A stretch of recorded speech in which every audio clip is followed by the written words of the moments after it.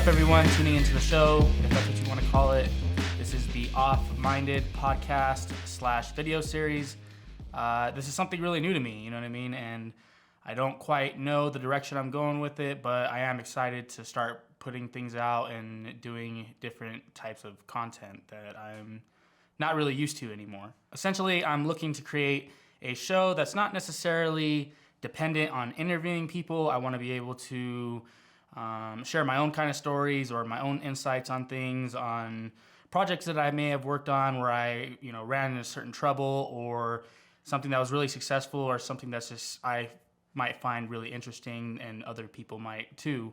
But yeah, like I said, I'm still in the early beginning phases of this, and I'm excited to kind of just get it going. And what kind of prompted me to want to even start a series like this, podcast, whatever you want to call it, is it kind of reminded me of the reason why I got into video production in the first place. And, the reason why I got into video production is because I just wanted to create content at that time.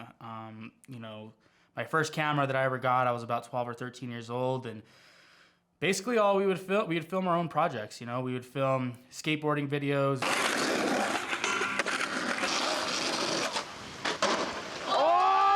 We were really inspired by the TV show Jackass.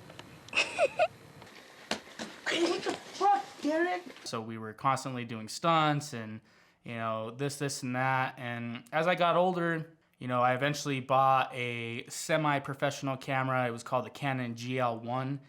And at that time, it was not really the greatest. It was still a standard definition camera. HD was out by that time. So this is about 2009, 2010. However, I didn't know about cameras, so I just bought one that looked like it was professional, more or less. And from there, I kind of was still making my own projects, but I was trying to have some kind of structure in it, something a little bit more professional, and I was trying to go more into the professional route of video production. And I didn't really know how to break into that. So realistically, I kind of just started filming anything that I could. One of my buddies had a indoor weed operation thing, really low scale, so I would go to his house and I'd film him, like trimming his plants or whatever. Later down the road, we ended up making our own show on YouTube, you know what I mean? But eventually it got to the point where I was still making my own content. I was having fun, but I wanted to dabble in the realm of actually getting paid to do video work. And how that all kind of started is I got with my cousin, and he was wanting to make a music video, right? I do it for my city, Denver reppin' G and checking if you're trying to fuck. And at that time, I remember thinking in my head, I liked his music, everything was cool. But I kind of had like an idea, and I was like, well, if I can shoot a music video for him and we can show it to other people, then there's a good opportunity that other people are going to be hiring me to do their music videos, and I can make some extra cash and, do that kind of thing. And at the time, him and I spoke about it, we were stoked. But the problem was neither one of us knew what the hell we were doing. More legit. Might not be known, but death. My balls are hurt.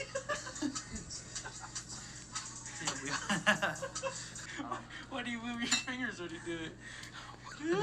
Those are spirit fingers, bro. I had a camera. He had a song that he had made, and we had no plot. We had nothing, no ideas of like, hey, let's get this person to do that, or let's act out a scenario for B-roll. My bad. Sorry. Part of the footage. And I put some crazy effects on it, and it just we just kind of whipped something together. And one thing I do remember too is, for whatever reason, we just thought it was important that we film as many different locations as we could. We literally were going in alleyways, we were going on in downtown on these certain rooftops, nothing cool, not a cool rooftop, it was pretty low to the ground, but we went next to some train tracks, next to a creek.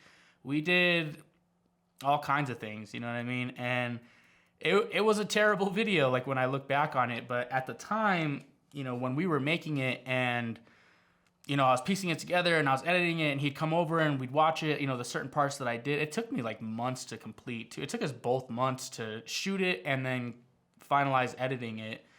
And it was just a terrible video, you know what I mean? And when I look back on it, I'm like, man, that was a terrible video. But at the time, music videos weren't really being produced, especially here in Denver. Some people were, but for the most part, it was pretty unknown territory. Not a lot of people were doing music videos. And at that time, if you had a music video, that meant that you were like taking your career, your profession, whatever, seriously, So I remember I finished it up and I talked to it. we were like planning this, extravagant release. I made like a little trailer for him and, to try to build up hype for it and, this and that. And, I remember when we released it, we were actually getting a lot of views from it. He had shared it on his Facebook and a lot of people were responding to it. They're like, wow, this is amazing.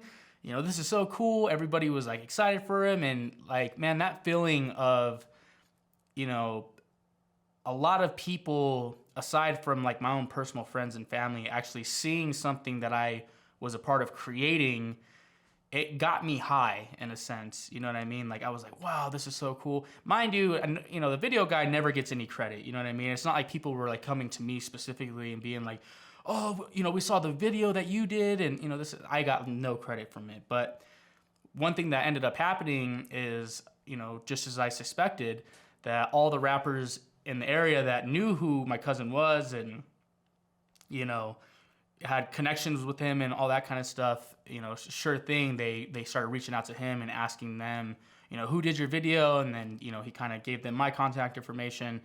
And then it kind of just started rolling from there, you know what I mean? Since then, from shooting that music video with my cousin, I've shot countless projects since then. I've definitely moved away, not entirely away from music videos. I still love to do them when I get the opportunity or when people reach out to me about them.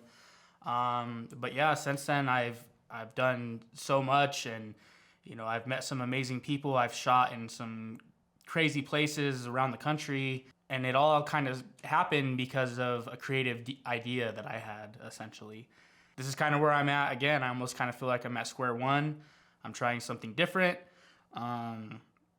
Even with this area right now, this isn't going to be the final piece. I'm actually in a empty room in my basement with just a backdrop and some lights, but I have another room in my house where I'm getting the table and the cool microphones and stuff like that. So definitely excited for this project. Like I said, this is like early beginning phases of it. I know I'm going to get better at it at some point. And over time, I hope I can eventually help people with certain scenarios by sharing some of the stories that I've had.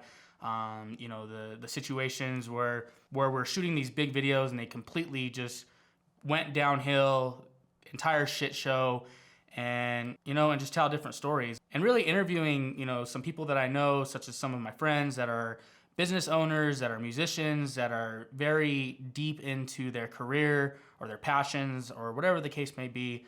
So this, like I said, this is all brand new territory, and I'm excited. And yeah, so I hope you enjoyed episode number 1 of the Off-Minded podcast / video series.